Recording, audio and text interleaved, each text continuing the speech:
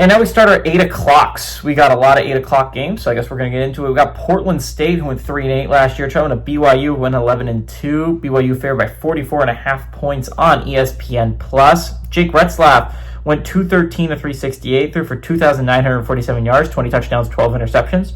LJ Martin on the ground had 137 carries for 718 yards and 7 touchdowns. And Chase Roberts had 52 catches for 854 yards and 4 touchdowns.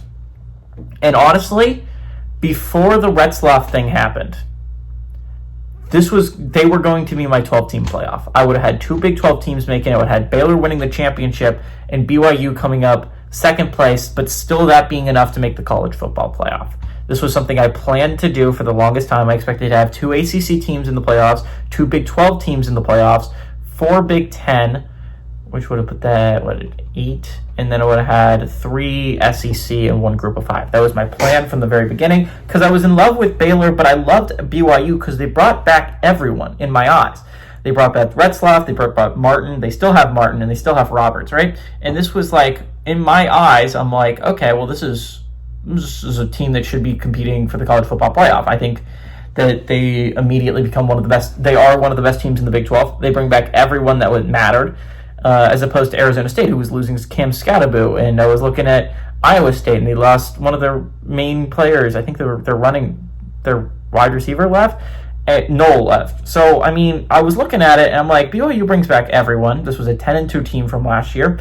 I don't know why I wouldn't have them in my college football playoffs, because the Cougs were right there last year. It came down to rough tiebreakers that they lost, and man, if they did not lose to 5-7 Kansas, but they went 10-2. This is a 10-2 football team that brings back almost everyone, and I still expect them to be a good college football team. And if I was going to make my video, they're on my list of 12 teams that are outside the top 25 team to start the year that I think could make the college football playoffs. BYU is one of those football teams. I think the Cougars have a chance to make the college football playoffs this year, but without Retzlaff, I did not pick them. I had less faith in them because I just don't know what the quarterback's going to do there. Now, if he's solid, this is still a college football playoff caliber team. They won a lot of games last year, not on their quarterback's talents, but on their defense. Their defense was elite last year, was lights out. And so if the quarterback this year for BYU can play complementary football, get the ball to Chase Roberts, get the ball to LJ Martin in open space, then absolutely BYU can be a team to be a contender in the Big 12, and I expect them to be. But I couldn't put them as a second Big 12 team in the college football playoffs.